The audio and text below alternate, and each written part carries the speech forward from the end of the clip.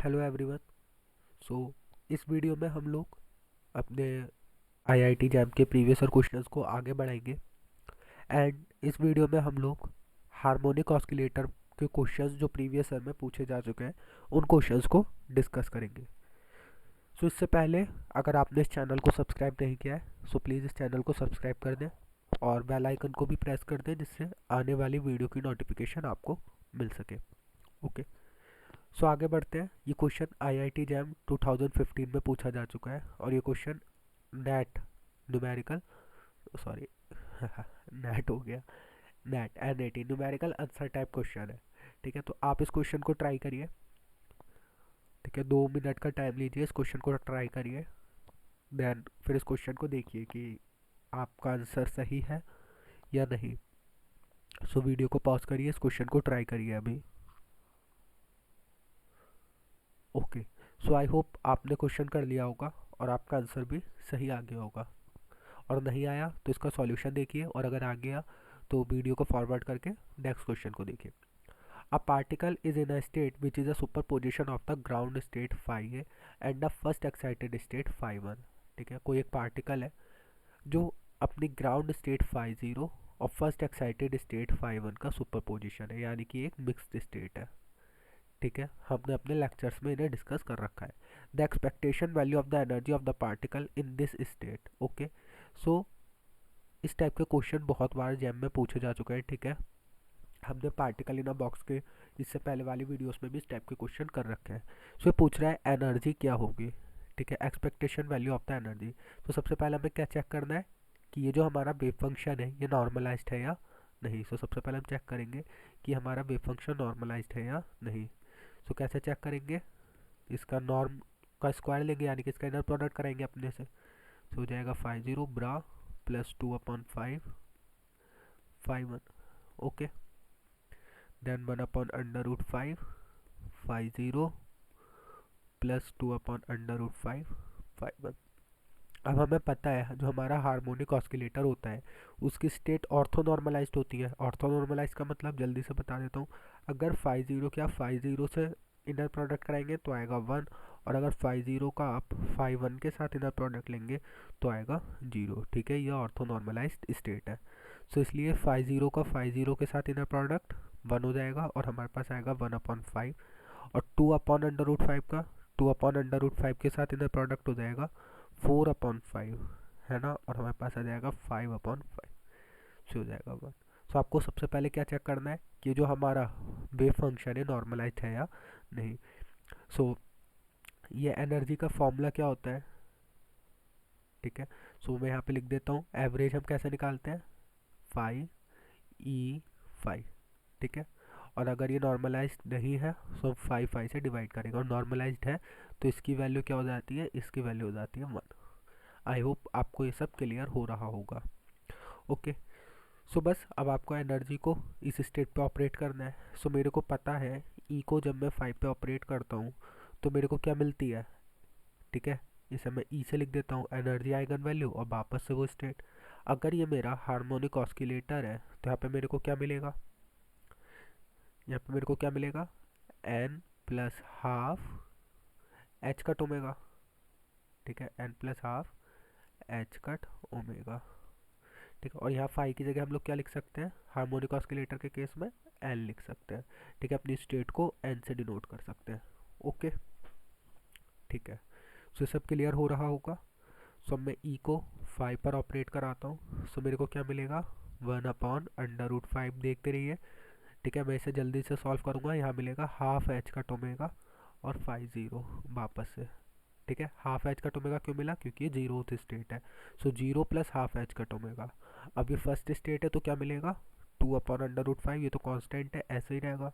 और साथ में मिलेगा 3/2। ठीक है, यहाँ पे 1 रख दिया तो 1 प्लस 1/2 3/2 एच का टोमेगा और साथ में 5 1। ठीक है, अब इसका इनर प्रोडक्ट में 5 के साथ कराऊंगा, 5E5। ठीक है, सो 50 का, ठीक है, जैसे यहाँ पे देखा था हमने 50 के साथ इनर प्रोडक्ट होगा। सो ये सब तो कांस्टेंट है, और 1/√5 एक कांस्टेंट इसका आएगा।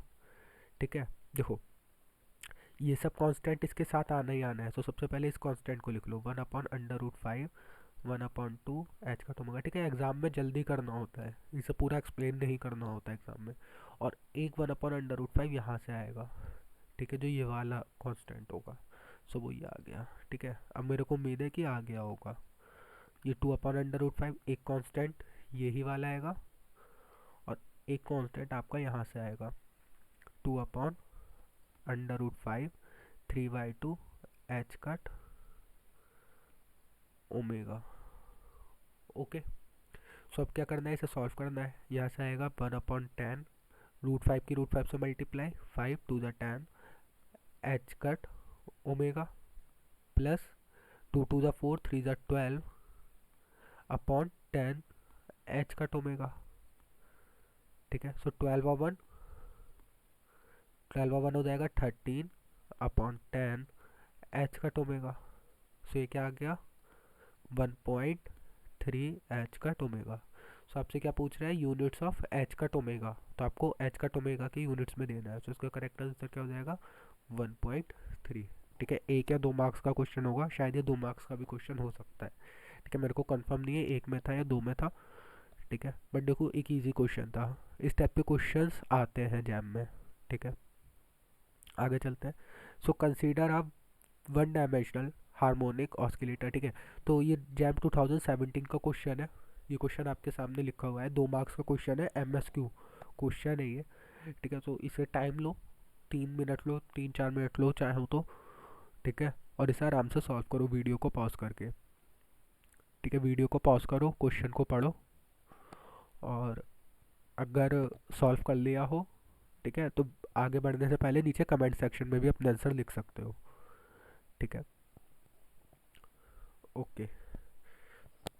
सो आई होप आपने इसे सॉल्व कर लिया होगा, ठीक है। कर लिया तो वीडियो को फॉरवर्ड करके अगले क्वेश्चन पे जाओ, और नहीं करा, कोई डाउट आ रहा है, या अपने आंसर भी मैच कर सकते हो वीडियो को फॉरवर्ड करके। और नहीं आया समझ में तो मेरे साथ देखो किस क्वेश्चन में क्या पूछ रहा है। पढ़ो क्वेश्चन। क्वेश्चन कहता है consider a one dimensional harmonic oscillator of angular frequency omega, ठीक है। हार्मोनिक ऑस्किलेटर है। If 5 identical particles occupy the energy level of this oscillator at 0 temperature, तो 5 आइडेंटिकल पार्टिकल्स है, ठीक है। Which of the following statements about their ground state energy E not is are correct. तो ground state energy के लिए कौन कौन से ऑप्शन इसमें से करेक्ट होंगे। सो ये आइडेंटिकल पार्टिकल्स का क्वेश्चन है, ठीक है। आइडेंटिकल पार्टिकल्स का क्वेश्चन है, ठीक है। और जो हमारा इसमें पोटेंशियल है, वो पोटेंशियल क्या है, वो हमारा हार्मोनिक पोटेंशियल या हार्मोनिक ऑस्किलेटर है। ओके। सो पहला क्वेश्चन देखते हैं, if the particles are electrons, अगर हमारे पार्टिकल्स इलेक्ट्रॉन्स हैं, ओके। सो इलेक्ट्रॉन्स की स्पिन क्या होती है, हाफ होती है। और हमें पता है इलेक्ट्रॉन्स क्या होते हैं, फर्मियंस होते हैं। सो एक स्टेट में हम 2 इलेक्ट्रॉन्स को फिल कर सकते हैं, ओके। सो हमारे पास 5 है, तो हम पहले स्टेट बना लेते हैं। सो हमने n=0 में अपने 2 इलेक्ट्रॉन्स रख दिए, n=1 में भी हमने अपने 2 इलेक्ट्रॉन रख दिए, और n=2 में हमने केवल 1 इलेक्ट्रॉन रखा, ठीक है। सो इस स्टेट की एनर्जी क्या हो गई, 2 × ½ h कट ओमेगा। भाई हमें पता है ग्राउंड स्टेट की एनर्जी क्या होती है, ½ h कट ओमेगा, और ग्राउंड स्टेट के अंदर पार्टिकल्स कितने हैं, 2 पार्टिकल्स हैं। फर्स्ट स्टेट की एनर्जी क्या हो गई, 3/2 h कट ओमेगा, और फर्स्ट स्टेट के अंदर कितने पार्टिकल्स हैं, 2 पार्टिकल्स हैं, ठीक है। सेकंड स्टेट की एनर्जी क्या हो गई, 5/2 h कट ओमेगा, और सेकंड स्टेट के अंदर कितने पार्टिकल है, एक ही पार्टिकल है। सो ये हो गया 5/2 h cut omega plus 3 2 = 6/2 h cut omega plus 2/2 h cut omega, है ना। सो हो गया 6 5 11, 11 और 2 13, 13/2 h cut omega. So this option is correct, okay. So next option है, if the particles are if the particles are protons, okay. So boson गलत लिख दिया। If the particles are protons, so अगर हमारे पार्टिकल प्रोटॉन है, तो हमें पता है हमारे जो इलेक्ट्रॉन्स होते हैं, जो प्रोटॉन्स होते हैं, वो क्या होते हैं, इलेक्ट्रॉन और प्रोटॉन्स हमारे फर्मियंस होते हैं। सो अगर इलेक्ट्रॉन की एनर्जी 13/2 h कट ओमेगा है, सो प्रोटॉन की एनर्जी भी, अगर हम प्रोटॉन्स को भी रखेंगे तो उसकी एनर्जी भी 13/2 h कट ओमेगा आएगी। सो ऑप्शन क्या हो गया, रॉन्ग हो गया। If the particles are spinless fermions, ठीक है। अगर हमारे जो पार्टिकल्स हैं वो अगर स्पिनलेस फर्मियंस हो गए, ठीक है, सो अब वो देखो, अगर पार्टिकल हमारे स्पिनलेस फर्मियॉन्स है ना, तो एक स्टेट में एक फर्मियॉन ही आएगा। ठीक है, स्पिन हाफ फर्मियॉन में एक स्टेट में दो फर्मियॉन रख देते हैं। अगर स्पिन लेस फर्मियॉन है तो एक स्टेट में हम एक ही पार्टिकल को रखेंगे। सो 1 2 3 4 और क्या रख लो 5। ध्यान रखना, अगर स्पिन लेस फर्मियॉन है तो हम एक स्टेट में केवल एक पार्टिकल को ही रखने वाले हैं। सो ये हो जाएगा हाफ एच कट ओमेगा, ये हो जाएगा 1+1/2 3/2 h cut omega, then 5/2 h cut omega, then 7/2 h cut omega, and then 9/2 h cut omega. So अगर आप इन सबको प्लस करो, 9 और 7 16, 16 और 5 21, 21 और 3 24 और 1 25, यस 25/2 h कट ओमेगा। देखो, प्रोटॉन भी फर्मियन होता है, प्रोटॉन जो फर्मियन होता है वो भी स्पिन हाफ फर्मियन होता है। ठीक है, तो ध्यान रखना, अगर स्पिनलेस फर्मियन है, क्योंकि जनरली क्या बताया जाता है, फर्मियन वो पार्टिकल्स होते हैं जो एक स्टेट में केवल एक ही आता है। ठीक है, स्पिन हाफ के केस में दो आ जाते हैं, बट अगर स्पिन लेस फर्मियन है तो हमारे एक स्टेट में केवल एक ही फर्मियन आएगा। ठीक है, so option third is also correct. Now if the particle are boson, तो हमें पता है अगर बोसोन है तो एक स्टेट में कितने भी पार्टिकल आ सकते हैं। सो ग्राउंड स्टेट में सारे पार्टिकल हमारे ग्राउंड में ही फिल हो जाएंगे। तो इस स्टेट की एनर्जी क्या हो जाएगी, 5 × half H cut omega. So correct answer is 5/2 H cut omega. So आपको थोड़ा सा याद रखना है। ठीक है, अगर हमारे इलेक्ट्रॉन्स है या स्पिन हाफ फर्मियॉन्स है तो एक स्टेट में हम दो पार्टिकल को फिल करेंगे। अगर स्पिन लेस फर्मियॉन है तो एक स्टेट में केवल एक पार्टिकल ही फिल होगा। और अगर बोसॉन्स है, ठीक है, या हमारे क्लासिकल पार्टिकल है, तो हम एक स्टेट में कितने भी पार्टिकल्स को फिल कर सकते हैं। सो आई होप आपको ये क्वेश्चन समझ में आया होगा, और ये इस टाइप का क्वेश्चन काफ़ी इंपॉर्टेंट है। ओके, तो हम लोग नेक्स्ट क्वेश्चन पे चलते हैं। ये IIT JAM 2020 का क्वेश्चन है, तो आप ध्यान से देखो। हार्मोनिक ऑस्किलेटर से क्वेश्चन अब कंटिन्यूसली आ रहे हैं। ठीक है, एक आध साल छोड़ के आ ही जा रहा है क्वेश्चन, और हार्मोनिक ऑस्किलेटर इंपॉर्टेंट भी है। तो आप इस क्वेश्चन को रीड करो, इस क्वेश्चन को सॉल्व करो। ठीक है, थोड़ा सा हल्का सा ट्रिकी क्वेश्चन है। ठीक है, कोई टफ क्वेश्चन नहीं है, और इसका आंसर आप नीचे कमेंट सेक्शन में बताओ। ठीक है, वीडियो को पॉज करो। सो आई होप आपने इस क्वेश्चन को कर लिया होगा। ठीक है, नहीं करा कोई बात नहीं, इसके सॉल्यूशन को देखो, और कहीं मिस्टेक होती है तो उसे करेक्ट करो, और कर लिया तो वेरी गुड। नाउ क्वेश्चन को रीड करते हैं। The normalize ground state wave function of a 1D quantum harmonic oscillator with force constant k and mass m is this. ठीक है, सो हमें वन डायमेंशनल हार्मोनिक ऑस्किलेटर के ground state का wave function दे रखा है, जहाँ पे ये हमें कांस्टेंट की वैल्यू बता रखी है कि भाई अल्फा क्या होता है, ओमेगा नॉट क्या होता है। Which one of the following is the probability of finding the particle outside the classically allowed region. ठीक है, देन इसने बताया the classically allowed region is where the total energy is greater than the potential energy. So how it may be possible कि वो ये भी नहीं बताया आपको। ठीक है, आपको खुद पता होना चाहिए क्लासिकल अलाउड रीजन कौन सा रीजन होता है। क्लासिकली अलाउड रीजन वो रीजन होता है जिसमें आपकी जो टोटल एनर्जी है वो आपकी पोटेंशियल एनर्जी के इक्वल हो जाती है। ठीक है, सॉरी, क्लासिकली अलाउड रीजन वो रीजन होता है जिसमें आपकी टोटल एनर्जी पोटेंशियल एनर्जी से ग्रेटर रहती है, और जो क्लासिकली अलाउड रीजन नहीं है वो रीजन होते हैं जिसमें आपकी पोटेंशियल एनर्जी ज़्यादा हो जाती है आपकी टोटल एनर्जी से, जिसके कारण आपकी काइनेटिक एनर्जी निगेटिव हो जाती है। मैं एक बार फिर से रिपीट करता हूँ, क्लासिकली अलाउड रीजन वो रीजन्स है, ठीक है, जिसमें आपकी टोटल एनर्जी काइनेटिक एनर्जी से ज़्यादा रहती है। और क्लासिकली अलाउड, जहाँ पे पार्टिकल आपका क्लासिकली अलाउड नहीं रह सकता, ये वो रीजन्स होते हैं जिसमें आपकी टोटल एनर्जी आपकी पोटेंशियल एनर्जी से कम होती है। ठीक है, जिससे आपकी काइनेटिक एनर्जी निगेटिव हो जाती है।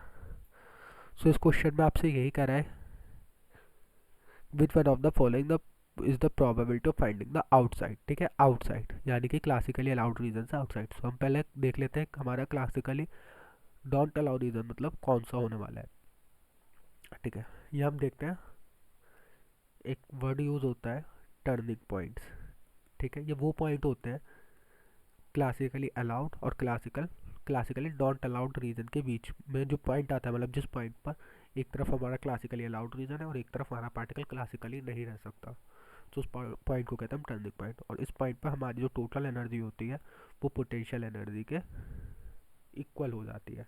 ठीक है। ग्राउंड स्टेट वेव फंक्शन है, सो इसकी टोटल एनर्जी क्या होगी, हाफ एच कट ओमेगा, और पोटेंशियल एनर्जी क्या होती है, half omega not X square. ठीक है, यही होता है ना, पोटेंशियल एनर्जी होती है हाफ, तो ये total energy I half H cut omega, और हमारे potential energy I half omega not X square. So हम इस एक्स को निकालें, सो 2 से 2 कट गया, इस ओमेगा नॉट निकाला, सो ओमेगा नॉट कट गया, सो हमारा एक्स स्क्वायर क्या निकल कर आया, एच बाय ओमेगा नॉट। ठीक है, पोटेंशियल देते half m, so h by m omega. ठीक है, एक्स स्क्वायर हमारा निकल कर आया एच बाय एम ओमेगा या h by m omega not. देखो ज़्यादा कंफ्यूज मत हो, ओमेगा नॉट खाली एक कांस्टेंट है। ठीक है, सो अगर आप इस लेवल पर हो कि आप प्रीवियस ईयर के क्वेश्चन सॉल्व करो, तो मान के चल रहा हूँ ठीक है कि आपने काफ़ी कुछ कवर कर लिया है। ठीक है, मैं खाली आपको पेपर को सॉल्व करने का तरीका बता रहा हूँ कि पेपर कैसे जल्दी से सॉल्व करना होता है। ठीक है, सब कुछ एक्सप्लेन नहीं करना होता पेपर में। सो हमारे पास दो रीज़न निकल कर आए, X equals to under root H cut M omega not, और X equals to minus under root H cut upon M. हमारे पास दो टर्निंग पॉइंट्स निकल कर आए, सो एक पॉजिटिव एक्स और एक निगेटिव एक्स है। सो अगर मैं पोटेंशियल को ड्रॉ करूँ, ठीक है, यह है हमारा हार्मोनिक ऑस्किलेटर का पोटेंशियल हो गया। ओके, सो एक हमारा टर्निंग पॉइंट यहाँ होगा और एक हमारा टर्निंग पॉइंट यहाँ होगा। ठीक है, अब ध्यान से देखो, सो ये क्या है, under root H cut M omega not, यानी कि है 1 अपॉन अंडर रूट एल्फा, है ना, और ये है -1 अपॉन अंडर रूट एल्फा। सो ये है 1 अपॉन अंडर रूट एल्फा, और ये है -1 अपॉन अंडर रूट एल्फा। सो हमसे पूछ रहा है इस रीजन के बाहर, ठीक है, एंड इस रीजन के बाहर पार्टिकल की प्रोबेबिलिटी क्या होगी। ठीक है, हमारे टर्निंग पॉइंट्स और इस रीजन के बाहर पार्टिकल की प्रोबेबिलिटी क्या होगी। सो हमें पता है हम पार्टिकल की प्रोबेबिलिटी कैसे निकालते हैं, पार्टिकल के पाए जाने की प्रोबेबिलिटी हम निकालते हैं integration Sai X square D X. ठीक है, अब ध्यान से देखो, ये हमारा इवन फंक्शन है, सिमेट्रिक फंक्शन है भाई। अगर मैं इसे केवल जिस रीजन में पूछा है केवल इसे ड्रॉ करूँ, तो ये कुछ ऐसा है एंड ये कुछ ऐसा है। ठीक है, सो ये इवन फंक्शन है।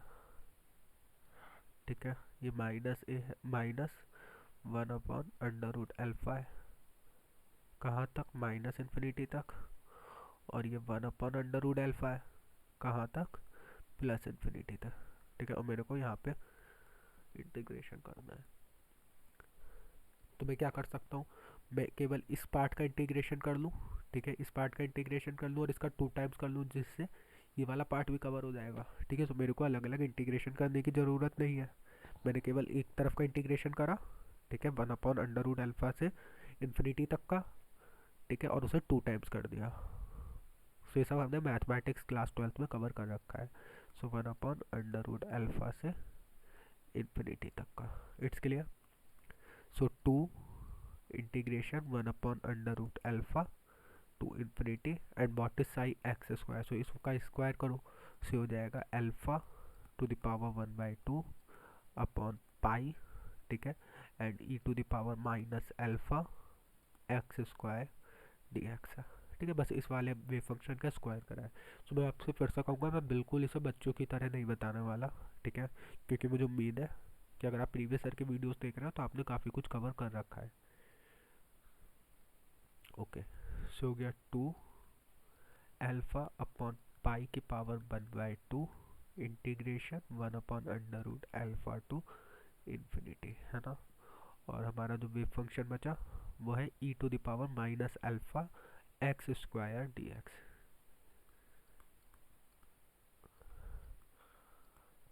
ठीक है, E to the power -minus alpha X square D X. अब आपको इस वाले पार्ट का इंटीग्रेशन करना है। ठीक है, ई टू द पावर -ए एक्स स्क्वायर का इंटीग्रेशन करना है। अब इसका इंटीग्रेशन हम लोग कैसे करेंगे। ओके, सो ऑप्शंस को देखो,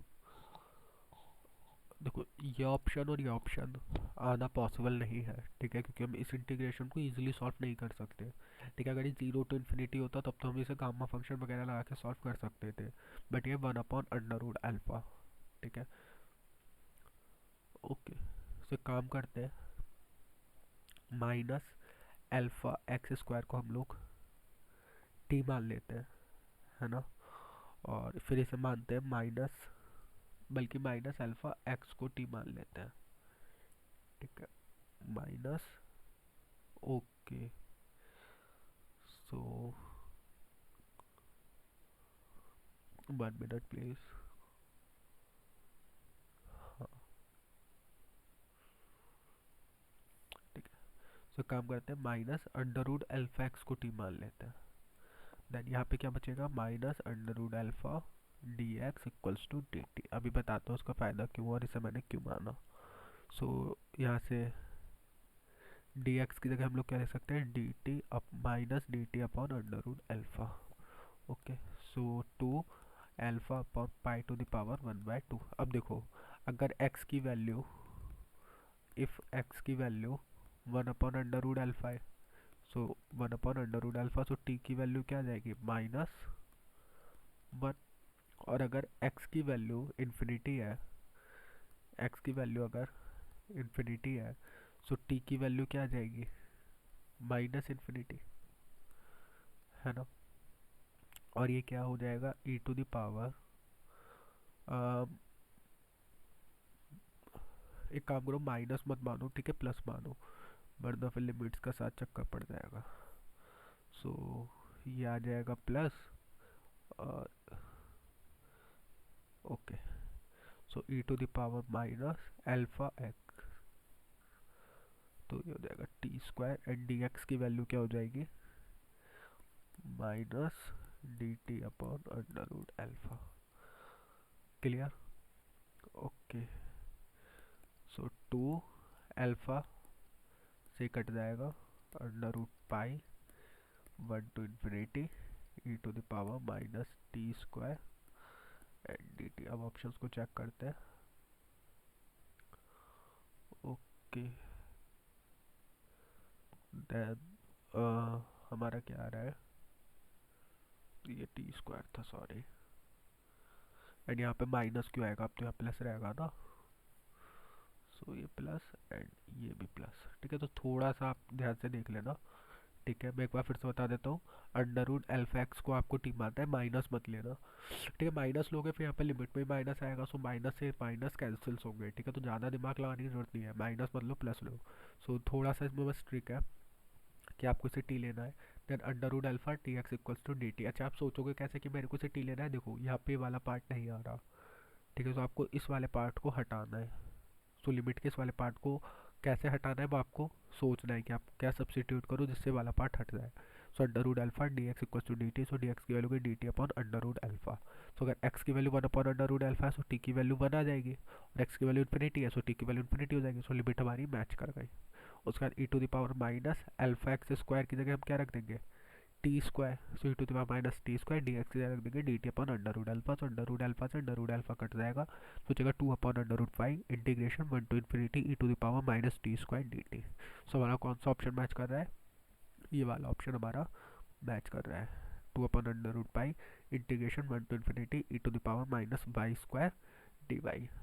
ठीक है ना, ये टी की जगह बस वाई रखा है, सो वो तो कोई बात नहीं क्योंकि हमने सिर्फ सब्सटीट्यूशन करा है। सो इसका ऑप्शन बी करेक्ट होगा। सो 3 क्वेश्चन ही थे आज की वीडियो में। इससे नेक्स्ट वीडियो में हम जैम के और प्रीवियस ईयर के क्वेश्चंस को डिस्कस करेंगे। सो अगर आपको ये वीडियो सही लगी हो, ठीक है, कुछ हेल्प हुई हो, तो आप इस वीडियो को लाइक करें। जो भी आपकी कोई परेशानी हो या कोई सजेशन हो, तो आप नीचे कमेंट सेक्शन में कमेंट कर सकते हैं। ओके, मिलते हैं नेक्स्ट वीडियो में। Thank you.